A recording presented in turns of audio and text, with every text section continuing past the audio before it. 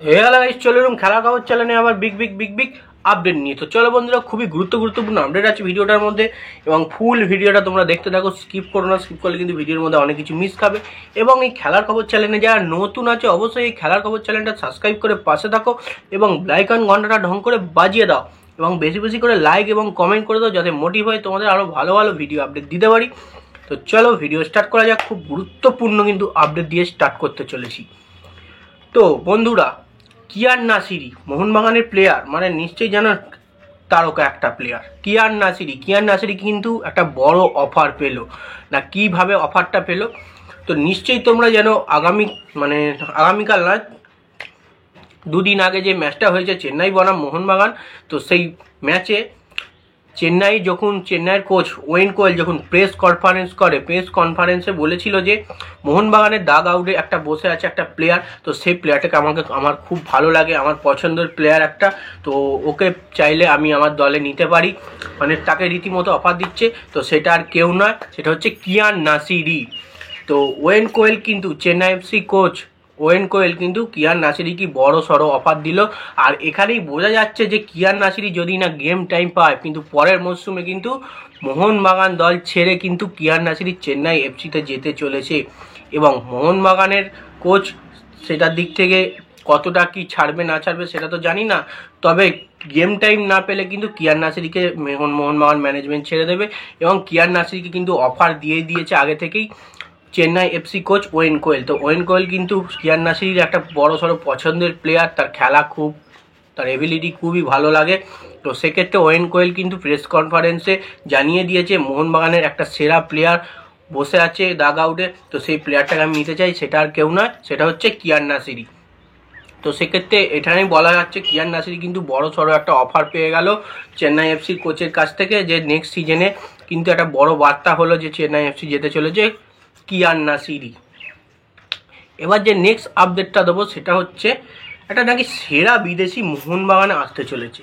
তো সেরা বিদেশিটা কে কিছু তো বুঝতে পারছি না, অনেকেই ভিডিও বানাচ্ছে এবং সেরা বিদেশি সেটা নাকি জানা যাচ্ছে কোনো একটা বড় মানের বিদেশি।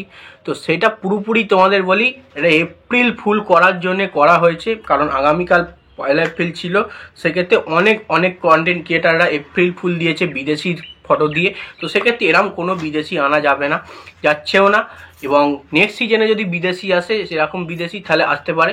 প্রায় যে বিদেশিটার আমি ফটো দিয়েছি, প্রায় সেই বিদেশিটার নাম বলছি না, সেই বিদেশিটা কিন্তু 60 থেকে 56 কোটি টাকা তার মার্কেট ভ্যালু।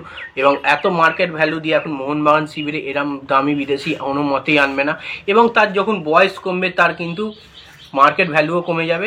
সেক্ষেত্রে তখন কিন্তু দলে এনে কোনো প্রকার লাভ নেই, কারণ সে ফালতু খেলতে পারবে না, স্ট্যামিনা এনার্জি সবই তার লস হয়ে যাবে, কমে যাবে।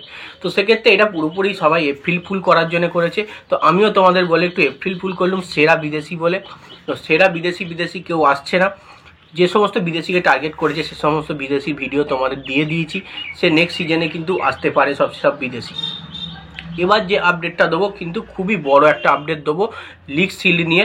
দিমিত্রি পেত্রাতস বলেই দিল কিন্তু হাল আমরা ছাড়বো না, কারণ এখনো পর্যন্ত কিন্তু মোহনবাগানের প্রচুর পরিমাণে চান্স আছে, 3টে পরপর ম্যাচ জিততে হবে। এবং মুম্বাই সিটি এফসি কিন্তু আগামীকাল হায়দ্রাবাদকে 3-0 গোলে হারিয়ে দিয়েছে এবং অনেকটাই লিগ শিল্ডের ওপরে উঠে এসছে এবং অনেকটাই দূরত্ব বার করে নিয়েছে মোহনবাগানের থেকে।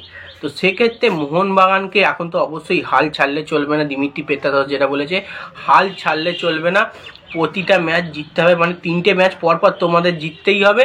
এবং তার মধ্যে মুম্বাই সিটি এফসিকে যে কোনো একটা ম্যাচ হারতে হবে। মুম্বাই সিটি এফসিরও কিন্তু 2টো বা 3টে ম্যাচ ওদের আর বাকি আছে। তো সেক্ষেত্রে মুম্বাই সিটি এফসিকে কিন্তু আর হারতে হবে। মুম্বাই সিটি আর 2টো ম্যাচ বাকি আছে। তো মুম্বাই সিটি এফসি যদি দুটোর মধ্যে যদি একটা ম্যাচ হেরে যায়, এখানে যদি মোহনবাগান পরপর 3টে ম্যাচ জেতে, সেক্ষেত্রে কিন্তু লিগ শিল্ডটা মোহনবাগানই পাবে। তো এখন শুধু নির্ভরতাটা আছে, পুরোপুরি 3টে ম্যাচ জিততে হবে, যেটা দিমিত্রি পেত্রাতস বলেছে হাল ছাড়বো না। এবং এদিকেও নজর রাখতে হবে যে মুম্বাই সিটি এফসিকে যে কোনো একটা ম্যাচ কিন্তু হারতে হবে বা ড্র করতে হবে। যদি না হারে বা ড্র করে, তো সেক্ষেত্রে কিন্তু মোহনবাগানের একটু চাপ হয়ে যাবে লিগ শিল্ড জেতাটা। এবং দিমিত্রি যেটা বলেছে হাল ছাড়বো না, হাল না ছাড়লেও কিন্তু লিগ শিল্ডটা কিন্তু অধরাই থাকবে, কারণ 3টে ম্যাচে যদি মোহনবাগান জেতে, সেক্ষেত্রে মুম্বাই সিটি যদি পরের 2টো ম্যাচ জেতে, সেক্ষেত্রে কিন্তু হবে না, মুম্বাই সিটিকে একটা ম্যাচ ড্র করতে হবে। এখন মোহনবাগান আছে 39 পয়েন্টে, 39 পয়েন্ট যদি থাকে 3টে ম্যাচে ক পয়েন্ট পাবে? 9 পয়েন্ট। 9 পয়েন্ট পেলে সেক্ষেত্রে 48 পয়েন্ট হবে মোহনবাগানে। আর সেক্ষেত্রে এখনই কিন্তু 43 পয়েন্ট মানে 44 পয়েন্টে চলে গেছে মুম্বাই সিটি এফসি। সেখান থেকে 6 পয়েন্ট পাবে তারা, 44 আর 6 তারা সরে যাবে 50 পয়েন্টে। সেক্ষেত্রে 2 পয়েন্টের নিরিখে কিন্তু মোহনবাগানকে লিগ শিল্ড হারাতে হবে। সেক্ষেত্রে মুম্বাই সিটি এফসিকে একটা ম্যাচ কিন্তু ড্র করতে হবে বা হারতে হবে। তো যাই হোক, এই ছিল সমীকরণ। তো বাই, আবার ভিডিওটা একটু এইটুকুই থাকছে। আপডেটটা ভালো লাগলে লাইক, কমেন্ট, শেয়ার, সাবস্ক্রাইব করে পাশে থাকো। আর 2000 সাবস্ক্রাইবটা তাড়াতাড়ি করে দাও। চলো বাই, আবার নেক্সট ভিডিও দেখা হচ্ছে।